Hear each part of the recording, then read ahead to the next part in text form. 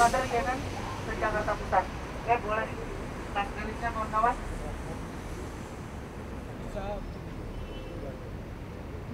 Di sini saya di depan kawan-kawan, kita akan baca. Umum Pimpinan Cabang Ikatan Mahasiswa Muhammadiyah Jakarta Pusat bersama seluruh Ketua Umum PK IMM se-Jakarta Pusat membacakan press release mengenai aksi serentak Ikatan Mahasiswa Muhammadiyah Cabang Jakarta Pusat yang berjudul Kartu Merah untuk Menkominfo. Hidup mahasiswa.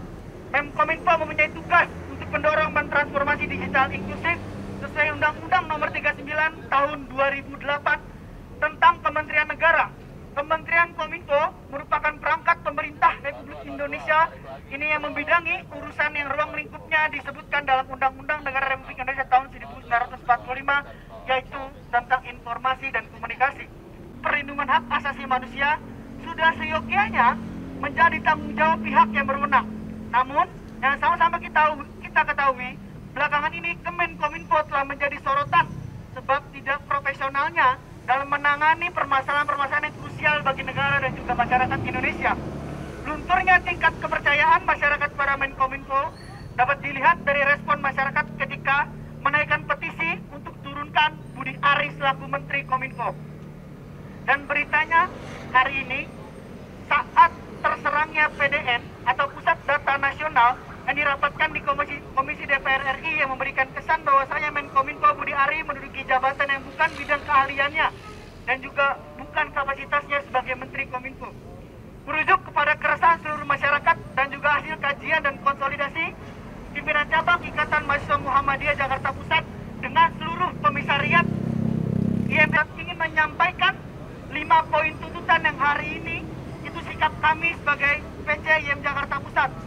Poin 1, IMM Jakarta Pusat mendesak agar segera diturunkannya Menkominfo RI Budi Ari Setiadi. 2, IMM Jakarta Pusat mengutuk keras pembenaran atau klarifikasi yang dilakukan oleh Menkominfo RI. 3, IMM Jakarta Pusat merasa perlu merekomendasikan untuk segera digantinya Menteri Kominfo RI beserta jajarannya. Hal ini dirasa selalu memberikan pembelaan yang tidak masuk akal atas pernyataannya.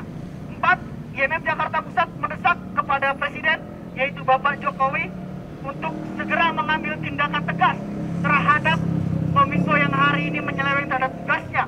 5, IMM Jakarta Pusat mendesak BPK RI untuk mengaudit anggaran Menkominfo secara terbuka kepada seluruh rakyat Indonesia.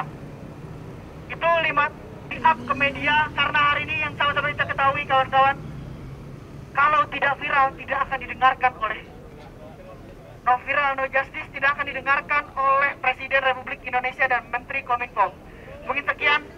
Tadi kan aku dengar ada 5 poin tuntutan ya, bisa dijelaskan lagi 5 poin tuntutan itu, Mas? Oke, terima kasih kepada iNews ya dan Binus TV. Memang bahwasanya hari ini kita pimpinan cabang Ikatan Mahasiswa Muhammadiyah Jakarta Pusat mempunyai kajian ilmiah dan juga mempunyai poin tuntutan kita kepada Menkominfo RI. Tentunya poin tuntutan kita yang pertama hari ini, bagaimana yang kita ketahui Menkominfo hari ini tidak becus dalam bekerja, Menkominfo hari ini tidak serius dalam menjaga data. Maka dari itu poin pertama adalah kita meminta untuk Menkominfo untuk mundur dari jabatannya, yang karena kita rasa beliau tidak kompeten dan tidak kapabilitas untuk mengisi jabatan tersebut. Poin yang kedua, kami mengutuk keras klarifikasi nyeleneh dari Menkominfo yang disampaikan di DPR RI atau disampaikan kepada masyarakat. Kami juga menuntut agar supaya Kominfo memberikan klarifikasi sesuai dengan datanya, sesuai dengan real yang terjadi. Poin yang ketiga, jadi kami dari IMM Jakarta Pusat meminta kepada Presiden Joko Widodo untuk bagaimana bisa mengevaluasi khususnya Menkominfo hari ini yang telah tidak serius dalam mengurus data-data kita. Karena kita dari PCM Jakarta Pusat menilai bahwa data-data kita sangat berharga. Karena juga memang jangan sampai ada statement-statement nyeleneh juga dari Menkominfo yang minta maaf terhadap hacker lah. Yang dirasa memang itu statement-statement yang kemudian tidak pantas diucapkan oleh seorang menteri.